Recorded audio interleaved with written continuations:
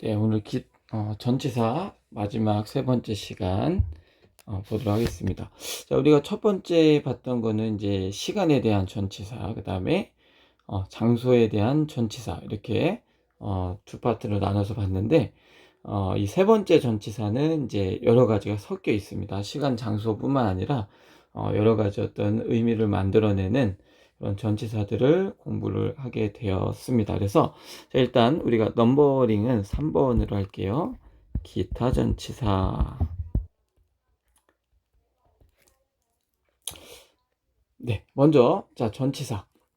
시간, 장소 말고도 자, 첫 번째 about 이라는 전치사 한번 살펴볼 건데, 자, about은 일단 뜻은 뭐뭐에 대해, 뭐뭐에 관하여, 이런 뜻을 가지고 있습니다. 뭐뭐에 대하여. 자, 이렇게 쓰이는 전치사고요. 만약에 시간 여행에 관하여 하면, 예를 들면은 자, about time travel. 자면 시간 여행에 관하여, 시간 여행에 대하여, 뭐 정도의 의미로 사용이 될 수가 있습니다. 자, 그 다음에 두 번째 by. 자, by는 우리가 시간에서는 뭐뭐까지로 배웠는데 by 다음에 교통수단이 오는 경우가 있습니다. by 다음에 교통수단이나 혹은 통신수단이 나오는 경우가 있어요. 그래서 만약에 by 다음에 교통수단이 오면, 자, 이때 by는 뭐뭐를 타고, 이런 뜻이 됩니다. 자, 뭐뭐를 타고, 이런 뜻이 되고, 자, by 다음에 통신수단이 오면, 자, 뭐뭐로, 이런 뜻이 됩니다. 뭐뭐로 혹은 뭐뭐으로, 뭐 이렇게 되는데, 예를 들면 자, 뭐 기차를 타고 하면 by train. 자, 이런 식으로 쓰게 되죠. 뭐 버스로 하면 자, by bus. 자, 이런 식으로 쓰는데, 자, 중요한 게 by 다음에 교통수단을 쓸 때는 여기에 더를 쓰면 안 돼요. 예를 들어서 차로 했을 때 by the, 자, by the car 이렇게 해서 여기 더 관사를 쓰면 안 됩니다. 그죠? 자, by 다음에 교통수단을 쓸 때는 관사를 쓰지 않는다. 관사 들어가지 않는다. by train, by bus, by car 이런 식으로 써야 되고요. 자, 그 다음에 통신수단. 자, 전화기로, 뭐 전화로 하면 by phone. 자, 여기도 더를 쓰지 않아요. 뭐 by the phone 이렇게 하지 않고요. 자, 우편으로 by 메일, 뭐 이런 식으로 쓰고요.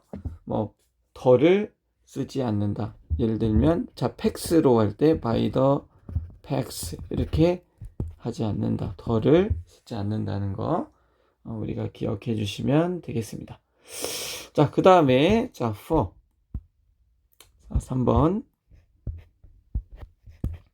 자, 우리가 전치사 for가 있는데요. 자, for가 시간으로 쓰일 때는 뭐뭐 동안, 이런 뜻이었어요. 뭐뭐 동안. 근데 자, for가 뒤에 보통 사람이 이렇게 오거나 하면, 혹은 보통 명사가 오면, for 다음에 명사가 오면 사실 뭐뭐를 위해 이렇게 해석이 돼요. 그래서 만약에 예를 들어서 자, 뭐 너의 건강을 위해 하면 for your health 이런 식으로 쓰면 너의 건강을 위해. 혹은 뭐 사람이 오면 자, 뭐 내 학급 친구를 위해 해서 for my classmates 하면 뭐 그분들을 위해, 학급 친구들을 위해서 전치사 for 뭐뭐를 위해, 이런 뜻이 있습니다. 그러니까 for는 일단 지금까지는 만약에 for 다음에 기간이 와요. 뭐 2주 동안, 한 달 동안 이런 게 오면은 for는 뭐뭐 동안에, 이런 뜻이고, for 다음에 기간이 아니라 그냥 숫자가 아니라 이렇게 명사가 나오면 명사를 위해 이렇게 우리가 사용을 해주면 되겠습니다. 자, 그 다음에 얘는 좀 많이 쓰이는데 to. 자, to는 to 다음에 장소가 나오는 경우가 있어요. to 다음에 자, 이것도 구색을 맞춰서 to 다음에 장소가 나오면 뭐뭐에 이런 뜻이야. 그 장소에. 자, 그래서 예를 들어서 학교에 하면 어떻게 돼요? to school 뭐 이런 식으로 우리가 써주는 거죠.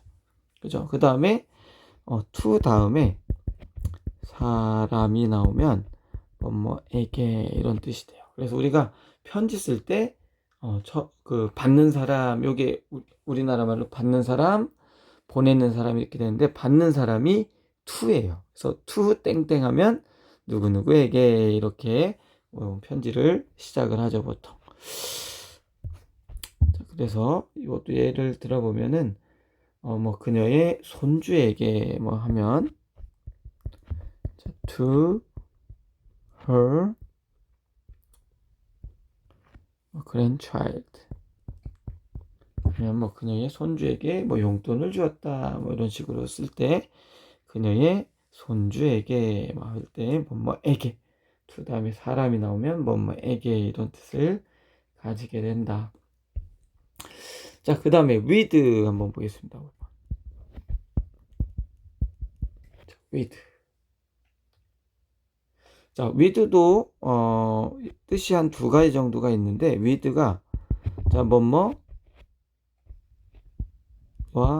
함께 이런 뜻이 있어요. 뭐뭐와 함께 이런 뜻이 있어요. 예를 들어서 자, 우리 아빠와 함께 했을 때 자, with my father 뭐 이런 식으로 쓰면 아빠와 함께 나는 학교에 갔습니다. 뭐 이런 식으로 표현할 수가 있다는 거죠.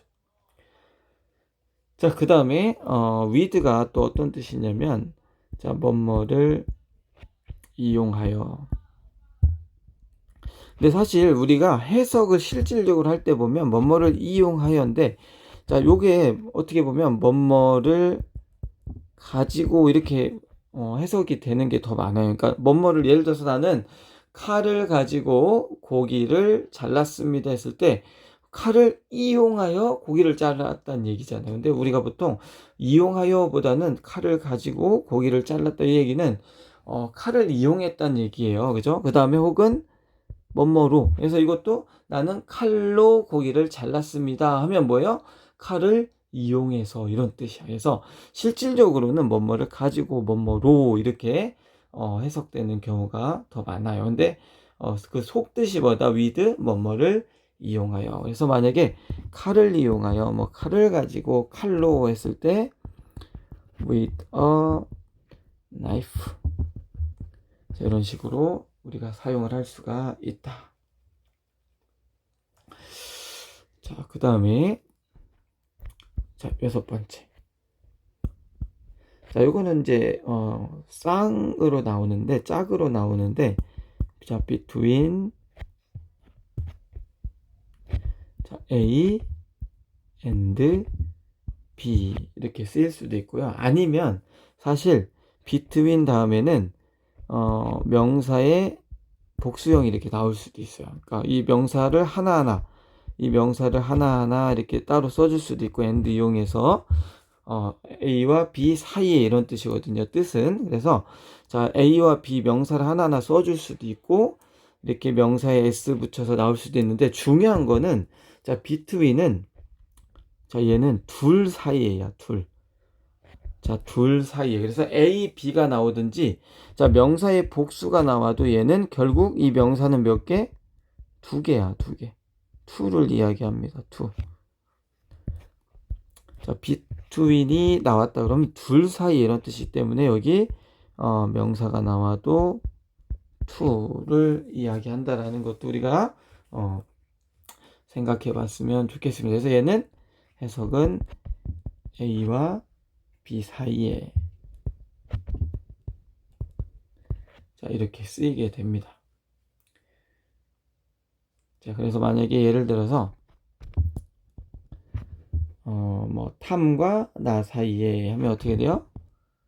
between 탐 and me 이렇게 써야 되고, 여기 between and가 들어간다는 거야. A and B에 and가 들어가야지, 뭐 between Tom also me or me 이렇게 쓰진 않습니다. 그렇게 하면 틀린 거예요.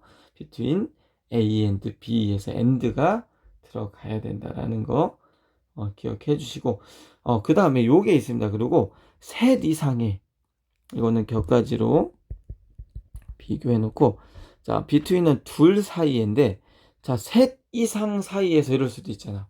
자, 내 친구 뭐 탐과 너와 나 사이에 이렇게 쓸 때는 그렇게 해서 어쨌든 3명 이상, between은 2명 사이에고 셋 이상 사이에 할 때는 among을 씁니다. among.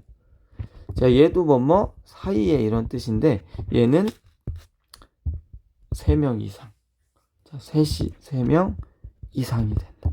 그래서 3명 이상 사이에 이런 의미를 가지게 돼서, 둘 다 뜻은 똑같지만 둘 사이에냐 아니면 셋 이상이냐에 따라서 각기 다르게 쓰인다는 거 기억해 주시고요. 자, 그 다음에 7번. 자, from A to B 이렇게 나오면 이게 A에서 B까지 이런 뜻이 됩니다. 그래서 얘는 뭐 여러 가지, 뭐 월요일에서 금요일까지 이런 것도 from Monday to Friday 뭐 이렇게 쓸 수도 있고요. 그 다음에 뭐 집에서 공원까지, 이거 한번 써볼까요? 집에서 공원까지. from home, 집에서. 자, to 뭐뭐까지 해서 공원, park죠, 그죠? park. 그래서 얘가 A, B, 그래서 from A to B 하면 A에서 B까지 이렇게 사용이 됩니다. 자, 134, 135 한번 풀어보시고요. 저번 시간에 이야기했던 것처럼 140페이지까지가 숙제예요. 그래서 본책 140페이지까지예요. 앞에도 다 풀어야 됩니다. 134부터 140페이지까지 숙제로 풀어 오시기 바랍니다. 이거 수요일까지이기 때문에 여유가 좀 있어요. 그래서 꼭 숙제해서 오시기 바라겠습니다. 자, 문법은 여기까지 하겠습니다.